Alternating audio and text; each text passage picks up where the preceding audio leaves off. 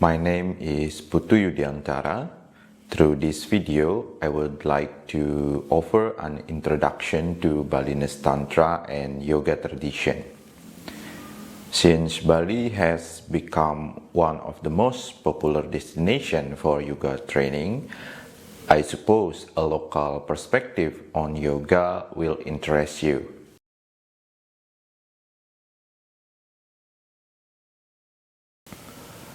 Yoga has been developed for at least 2,500 years, even though some people like to place its origins far earlier than that. During that course of time, the practice and philosophical views of yoga also flourished with a vast amount of philosophical and practical approach.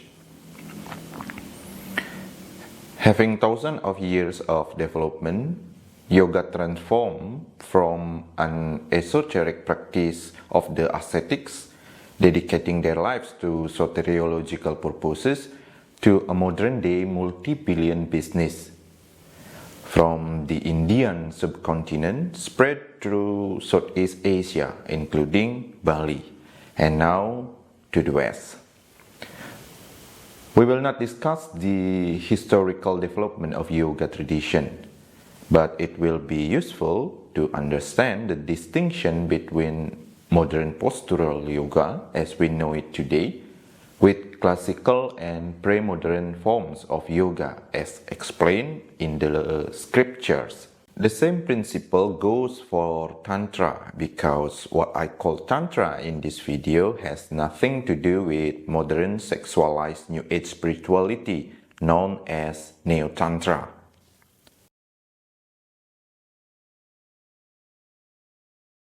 Pre-modern Indonesia, as well as other parts of Southeast Asia, also adopt and adapt various kinds of yoga. We can still see the remains of pre-modern Indonesian yogis and tantrika in various monuments and heritage. It is also well documented within a vast amount of textual sources in the palm leaf manuscripts that are now preserved in Bali and other parts of the globes. Not to mention how tantric teachings and yoga practices are embedded into various cultural expressions in Bali, which made Bali one of the most famous tourist destinations. Unfortunately, most of its tantric roots and yogic elements are now fading because of political and other reasons.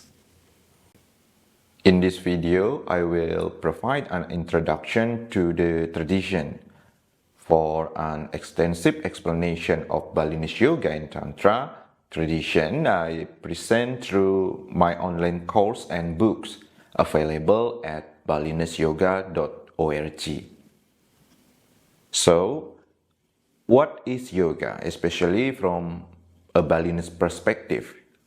Since yoga has been developed for so long, the definition and understanding of yoga is also changed. Different scriptures have different definition of yoga, and the practice also varies across traditions. Yoga in Mahabharata is different from yoga in the Upanishads. The description of Upanishadic yoga is also different from Patanjalian yoga and different from Tantra. Because again, we are talking about vast amounts of text and lineage that expand for more than 2 millennia. Balinese tradition is Shaiva tradition. According to textual evidence, there are several Shaiva streams that flow and enrich Balinese spirituality. And this Shaivism walks side by side with Tantric Buddhism. Some even believe that Shaivism and Buddhism syncretize. Thus, Balinese religion also called the religion of Shiva Buddha. But traditions develop their own yoga practice and philosophical foundation. well documented in vast amounts of traditional scriptures. These scriptures are what I call Balinese Tantra, which are also the building blocks for the entire Balinese culture. Hence, it's safe to say that Balinese culture is a Tantric culture. In Balinese tradition, we can find various definitions of yoga, ranging from yoga as various religious practices to various types of meditation, to different kinds of mental and spiritual states. Across dozens of Balinese manuscripts, yoga is a broad term that can signify the means and goals, the effort and the results.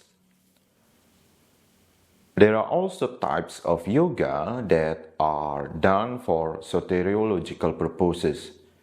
There is yoga as means for enlightenment, and there are yoga done for worldly aims, ranging from health and well-being to victory and control over other people. It is necessary to note that yoga practice in the traditional sense, either in Balinese or Indian tradition, is mostly a meditation practice. But yoga is not just sit down and meditate, for it also requires a transformation of the entirety of our way of being. For example, a text entitled Korawasrama defines yoga as a dedication to religious observance or vrata. That is the yama and niyama in Patanjalian term. For most Balinese, before the flood of information through the digital age happened, yoga is always put together with tapa and vrata, and usually called tapa vrata yoga samadhi. This is still the case even when I'm a child. And of course, now it has changed too. Since the Balinese tradition is Shaiva Buddha, there are Shaiva and Buddha yoga in Bali. For the Buddhists, the form of yoga they practice is called the yoga of non-duality or Advaya yoga. That is, from non-dual state they cultivated, the Buddhahood is expected to be born. And for the Shaiva, the earliest and most common form of yoga is the yoga of 6 ancillaries or yoga of 6 limbs or Sadanga yoga. Several poetic works from the 10th century sing a song for this yoga practice. So I believe it has become mainstream during that era. This form of yoga is also popular across Indian tantric texts in both Shaiva and Buddhist stream, with their distinctive features. The essence of this yoga, as described by a 15th century sage poet, is a meditation on Omkara or the sound of Om. Yet, the yoga of 6 ancillaries is not merely chanting the sound of Om, but using the sound of Om to reach a state of silence or emptiness. And Shiva is the ultimate state of consciousness, also called the ultimate emptiness or Parama Shunya.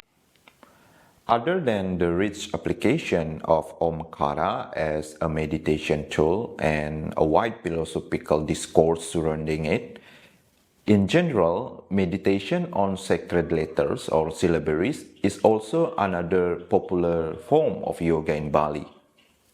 The most popular form of meditation on sacred syllabaries is meditation on the 10 sacred letters or Dasha Aksara, which even today is still widely discussed and practiced by Balinese.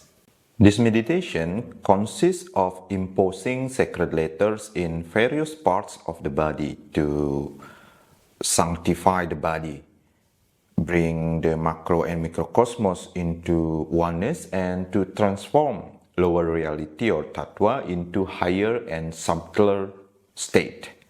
An honorable mention needs also to be made for the practice of the left-handed Tantric Yoga practice that dealt extensively with some sort of magic. So in this text, the meditation practice is about the attainment of siddhi, which in this case is various supernatural powers. And why is that yoga? Because it uses the same methods and principles such as the imposition of syllabaries, visualization, mantra, pranayama, etc. Although Bali and India have built some kind of connection as early as the 1st century era, the first evidence specifically on yoga tradition date back around the 8th to 9th century era. The inscriptions talk about the buildings of various hermitage, and some of it is still preserved today. Within the hermitage, there are also yogic caves, temples, sacred springs, etc. There are also some textual sources that we can use to track what type of yoga they practiced back then.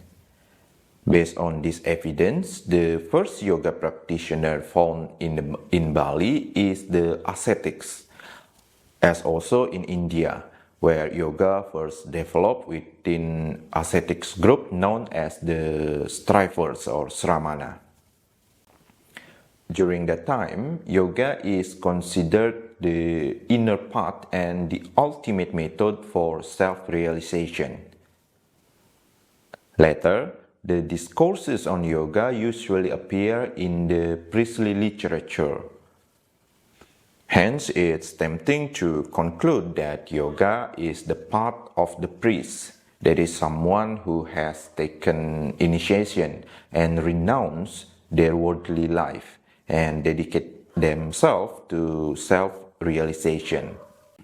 But I'm not saying that a modern-day Balinese high priest is necessarily a yoga practitioner too. Other than type of yoga that are explained in priestly texts, there are also meditation practice done by the commoners for the achievement of worldly aims.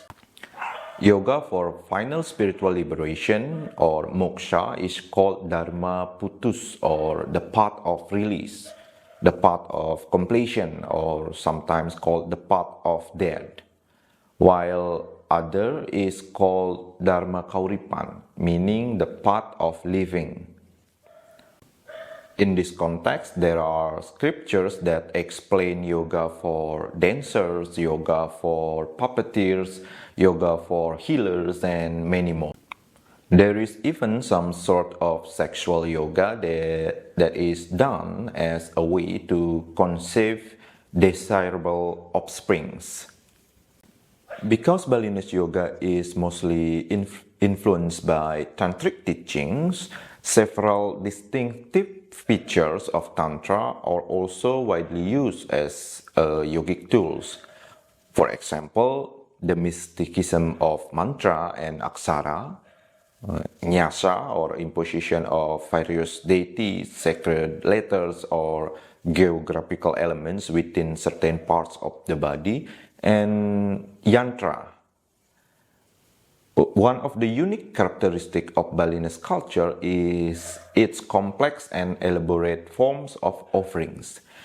These offerings are not only gratification for the deities but also serve as a meditative tools or yantra. I have written a free ebook that can be downloaded on my website balineseyoga.org that explains further this topic. So that is for the introduction to Balinese Tantra and Yoga tradition. If you find this topic is resonating with you, I invite you to join my online on-demand course on Balinese Yoga tradition that available at balineseyoga.org. And I hope this course can contribute to the discussion of yoga philosophy and practices by adding perspectives from Bali and pre-modern Indonesia. Thank you.